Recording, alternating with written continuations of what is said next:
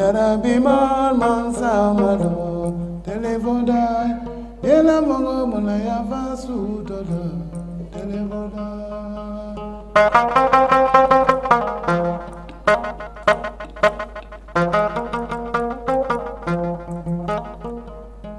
L'insolite ne fascine plus. L'émerveillement cesse d'être vénération muette. Il mobilise l'intelligence. À toutes et à tous, bonsoir.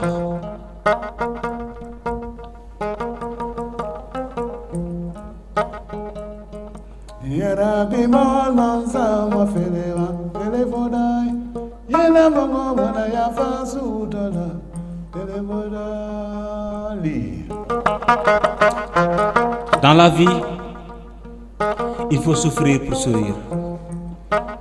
Dans la vie, il ne faut jamais dire jamais. Aujourd'hui, nous allons vous raconter l'histoire de Modou. Une réussite spectaculaire. Tenez-vous bien, vous serez surpris.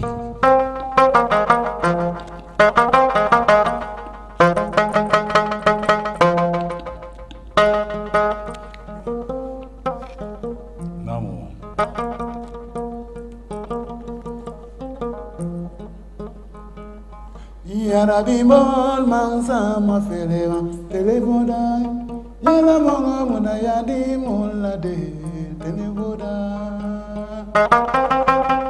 À 2 ans déjà, Modou commença à vivre des situations aussi pires que l'enfer. Par la perte douloureuse de sa maman, invalide pendant 4 ans, avant sa mort sous les yeux de Modou. Ce qui est étonnant dans cette histoire est que Modou n'avait ni frère ni sœur. Son père est porté disparu depuis sa naissance. La grande question est que comment un enfant peut prétendre réussir dans ces conditions? Car Modou a été élevé par une de ses tantes, très méchante envers lui, car cette dernière n'avait aucune pitié, ni sentiment, ni hospitalité envers Modou, très solitaire dans sa vie.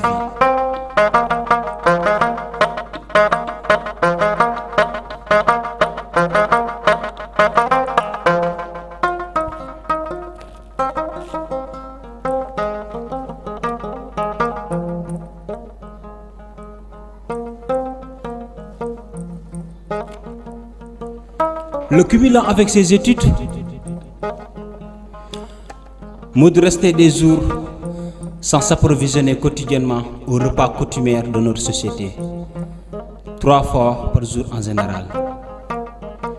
Modou n'a bénéficié même pas un pendant des jours, que du cacahuète pour tromper sa faim ou de se requinquer chez les voisins.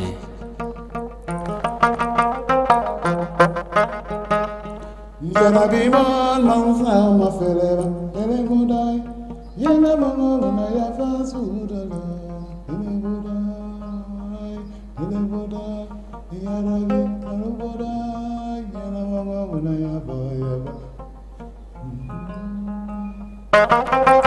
En plus de la précarité et la rudesse des conditions dans lesquelles Modou vivait, il était maladif et avait un handicap à la main gauche, ce qui écartait tout débouché répondant à l'aptitude aux critères physiques.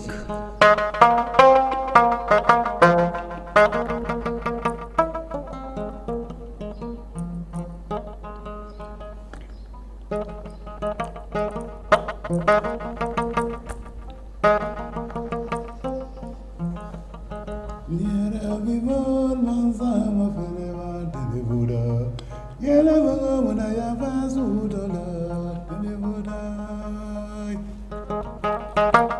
Modou a tardivement obtenu son brevet de fin d'études moyennes. Pour le baccalauréat, n'en parlons même pas, car il l'a obtenu à l'âge de 27 ans. aucun sens de poursuivre ses études supérieures, compte tenu de l'âge très avancé.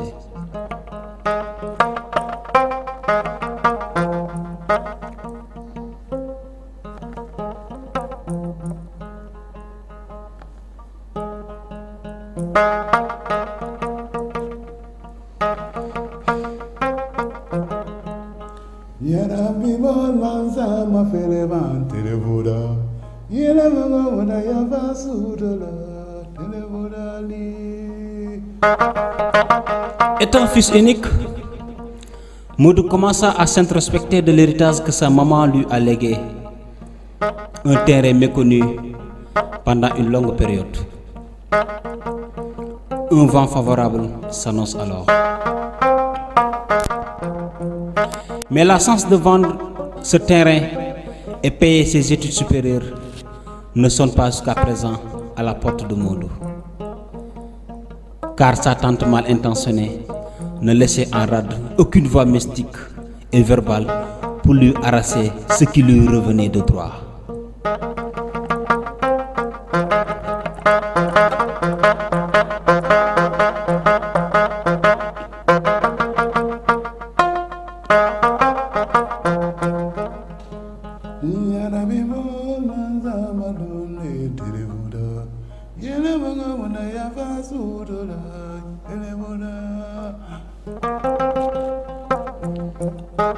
Modou resta 2 ans invalide, vulnérable et victime d'une maladie résultante des préjudices mystiques, maléfiques et diaboliques que sa tante lui a causés.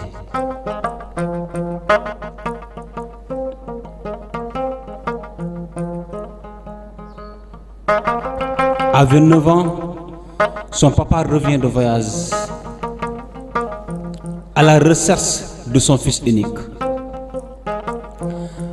Dans l'optique de trouver son fils et lui remettre le maigre sou qu'il a amené du voyage, sa recherche fut interrompue par sa maladie, par sa mort des suites d'une maladie cancéreuse.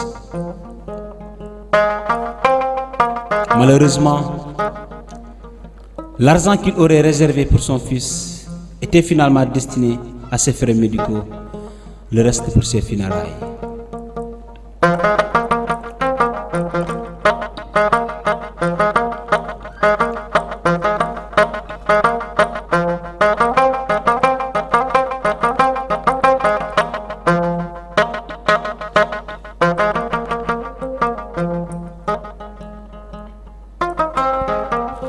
Modou s'écarte de nouveau de l'opulence, car le mal devient encore plus profond jusqu'à 35 ans.